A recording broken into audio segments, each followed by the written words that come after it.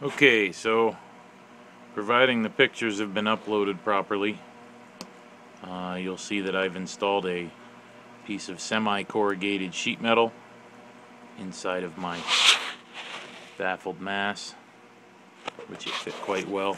I did notice I leave this fan on the chamber to continue to force air outside instead of allowing it to draft backwards when it cools. Continue to dry the mass, hopefully.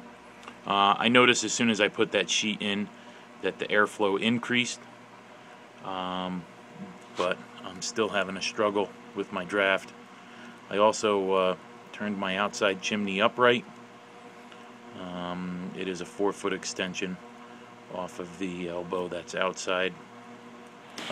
You can see my pipe rises at the end of the mass so as to rise while it's still hot, and then it's actually a downhill slope going over, drop of about 24 inches. You see the draft it is a horizontal burn. It is very slow, and it is only with a couple of these bricks dampered in a little bit, or like this stone on top, something of the sort. I've had to periodically put in smaller wood, a little bit of crumpled paper to keep it going from drafting backwards. Definitely noticeably better than it's been. Gonna need a couple more improvements to make to get this going just right. Thank y'all for your help. I'm almost ready to smoke a cigar in front of this without my wife smelling it. Thank you. Keep burning. Alright, now we're getting somewhere. This is tea kettle on the rocket mass heater, version 1.0. I opted for the wood that I dried myself.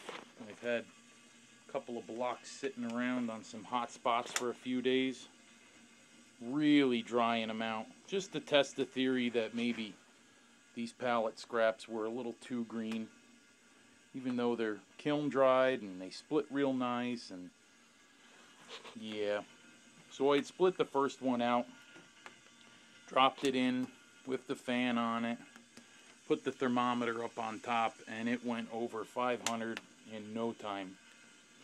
So I said, heck, it's hot enough. Took the fan off. It's been drafting ever since. Wouldn't you know, the rookie mistake, wet wood. My gosh.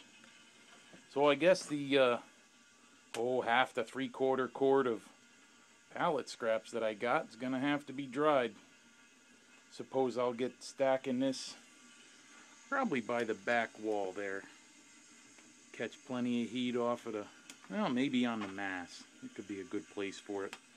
Dry them off real good. I got some nice dead standing timber I'm in the process of taking down. Mostly rounds.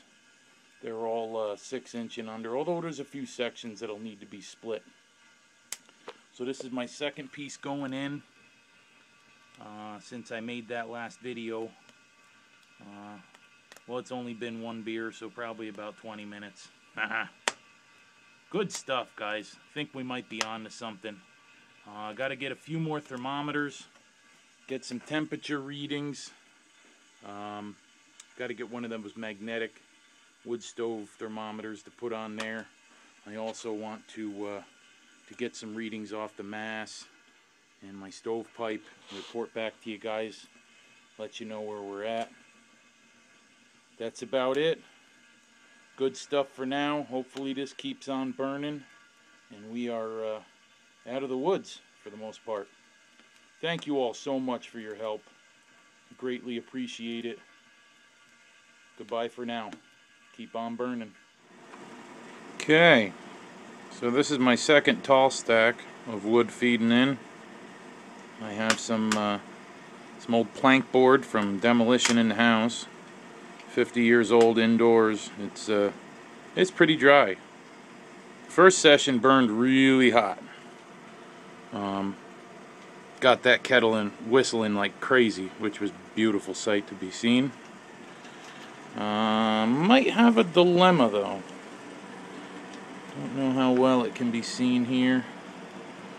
But the wood is burning, about 5 to 6 inches above the roof of the burn tunnel. So I've got some burn back. I don't have flame back. It's still being sucked down in, although it did get hot enough that it blew a little bit. And of course I went with the fan assist to get it under control so I don't smoke myself out. But I got it choked down. As you can see, I set these bricks in, oh, you know, about a 3/4 to an inch on either side. So that hole, let me grab the tape measure here, I'll show you. That hole is sitting at 5 by 5.5 from the, I guess it was about a 7 1/4 by 7 1/4. You can see, stepped in. And that seems to hold okay. I've been contemplating maybe a 30-gallon drum cut down to reach out, about to the brick liner here. Knocking down both these layers of fire brick. Oh, there's a little smoke. Let's get that tube back down here. My safety. What I do without my safety. And there's the ventilated chimney. Now it'll roar like crazy.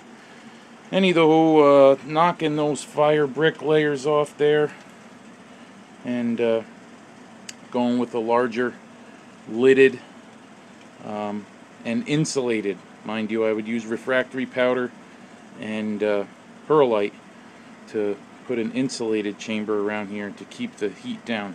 From the best I can tell, my fire bricks are glowing. It's pretty hot down there.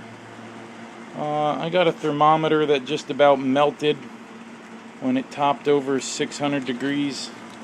Should have brought the candy thermometer. Yeah, the burn's going down a little bit now. So anywho, if anybody has any ideas on what to do for that flame creep back, it seems to be the only reason I'm getting smoke back now, because the flames are working up that burn tunnel. Thinking of removing those fire brick. Hit me up. Thank you. Keep burning. Okay, I also wanted to add a shot of the stack out here. As you can see, turned upright. It's a 34-inch piece, sorry. Just below my window. Boy, that's quality. As you can see, I got some steam coming out. Trails almost to the end of the house. And it's gone. It's pretty heavy coming out yet. I can't wait to see that disappear, though. That'll be beautiful. Now I'm wondering how much help on the draw this has produced. It is only a single layer duct, and I have quite a bit of condensate dripping down here. Let's see if we can get a shot. Look at that. Dripping away. Drip, drip, drip. Puddle. Any questions, comments, ideas on if I should go up past the second story? You see the roof up there. If that would be worthwhile, or am I okay staying at this height? If going up there would produce a stronger draft, then I'd be interested in. Concerned about temperature loss up that way, and so on and so forth. Thank y'all. Keep burning. Well, if you guys held on long enough to watch this much of the video, you'll love this part. That was reading 91 to 92, teetering around. I had to get that fan running because I don't have my heat shield installed in here yet. I've only got a 32-inch gap between the barrel top and my old dry, well, not rafters, beams. Still on the same set of wood as I was almost 40 minutes ago. Got it choked back, burning hot. These bricks are hot to the touch. I had to put my gloves on to twist them around and make this here little funky spiral. Thought I'd see if it would twirl the flames. Kinda does. I can kinda see the bricks glowing down there too. Wow, this is worth another beer. Any the Who, for anybody that's not bored of my Any the Who's, my water is just about boiled out. It is piping hot in this basement, and I've got that wood drying out for tomorrow. Wow. Good stuff. Y'all have a good day, a good night, whatever time it is for your end of the world. Peace be with you. Okay, the end of a 4-hour burn tonight. I just wanted to add this on the end. I know some people had asked about my rain hat. It's a El Cheapo. I deflected a little bit from the inside here so that it wouldn't throw as much on the house, but you can see the moisture. I can stick my hand inside of here and feel a little warmth. See a slight bit of vapor. I don't know if the camera can catch this or not. Not much. It's barely even visible. I think my mass is almost dry. That nice high heat, that dry wood really cleaned it out. So, just about there. I'm going to bed. Thank you all for your help. Good night.